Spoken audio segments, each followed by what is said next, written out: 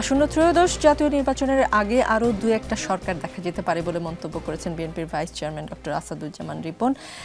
তিনি বলেছেন যেভাবে বাহুবলী 1, 2, 3 সিকুয়েল আছে তেমনি হয়তো দেখা যাবে ইউনূস গভর্নমেন্ট 1, 2 সিকুয়েল। এমন কোনো লক্ষণ কি আপনি দেখেন? না, আমি দেখি না। কারণ হইল আপনার ধরেন যে সরকারের ভেতরে সমন্বয়হীনতার অভাব আছে, সেটা আমরা বুঝতে পারতেছি। কিন্তু কথা হলো সরকার ডক্টর ইউনূস পার্টিকুলারলি নির্বাচনের ব্যাপারে যে প্রচণ্ড রকম আন্তরিক এবং বেশ অ্যাগ্রেসিভও বলতে পারেন, অ্যাগ্রেসিভলি চায় এবং সেটা এবং উনি সেটা যেটা বলছেন যে এখানে যারা নির্বাচনবিহীন ভোটবিহীন ক্ষমতা, যেটা হাসিনার মডেল, যারা চিন্তা করছে তারা দেশকে ভয়ঙ্কর বিপদের দিকে ঠেলে দিচ্ছে। তো আপনি দেখেন 3-4 মাস আগে কিন্তু নির্বাচনের কথাটা বলাটা একটা পাপ ছিল বাংলাদেশে।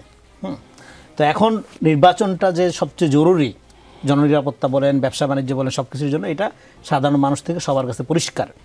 তো সেক্ষেত্রে এবং ডক্টর ইউনূস দেখেন তার বয়স, সময়, তার সম্মান সব মিলে উনি একটা দীর্ঘ ফ্যাসিবাদী অবস্থার মধ্য দিয়ে একটা গণতান্ত্রিক উত্তরণে, ধরেন এই সরকারের অনেক সমালোচনা আছে, অনেক জায়গায় ফেলিওর আছে, কিন্তু উনি যদি একটা ভোটাধিকার নিশ্চিত করামূলক নির্বাচন যাতে জনগণ নির্বিঘ্নে ভোট দিতে পারে, হ্যাঁ, তার পছন্দের প্রার্থীকে, সেটা যদি জাস্ট করে দিয়ে যেতে পারে, এটা অনেক বড় সংস্কার। তাতে উনি স্মরণীয় থাকবেন। আর কোনো সফলতা ওনার কাছে এই মুহূর্তে মানুষ আশা করছে না।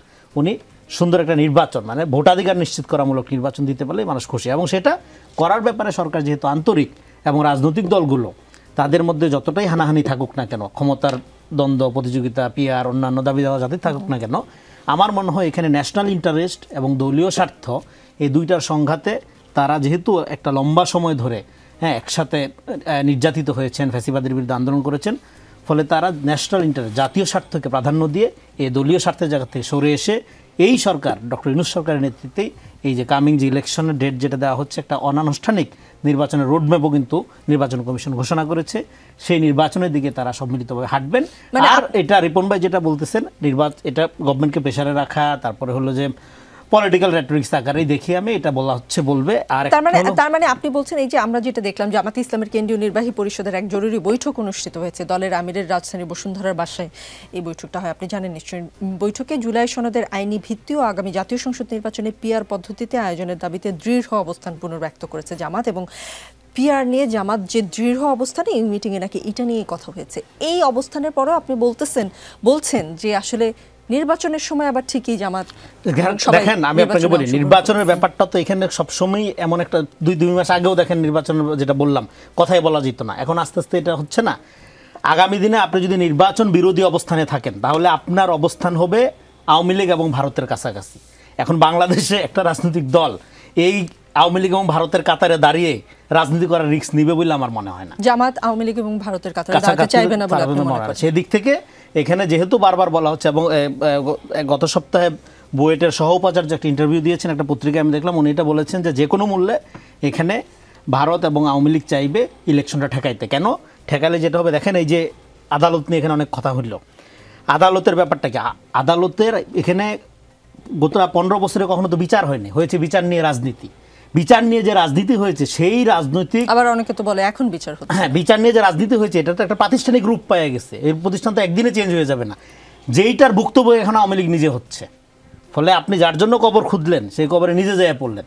আপনি আদালতটাকে এমন জায়গায় নিয়ে গেছিলেন, এই যে প্রধান বিচারপতির কথা বললেন, সবাই আমরা জানি সিনহা সাহেবের কথা।